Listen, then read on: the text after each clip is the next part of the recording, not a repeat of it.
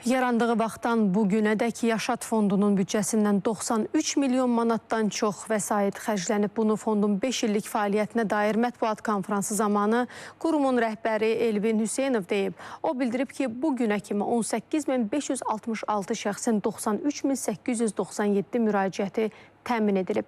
Məişət şəraitinin yaxşılaşdırılması istiqamətində şəhid və itkin düşmüş şəxslərin ailə üzvlərinin, həmçinin qazilərin 12.606 müraciəti həll edilib. Bu istiqamət üzrə fonddan 42.246.250 manat xərclənib. Yaşad Fondunun rəhbəri qeyd edib ki, 2020-ci ilin sentyabrın 27-sindən sonra dünyaya gələn şəhid övladlarının zəruri xərclərinin qarşılanması məqsədi ilə maddi yardım göstərilib. Yəni olduğu müddətdə keçirməsi çox çətindir.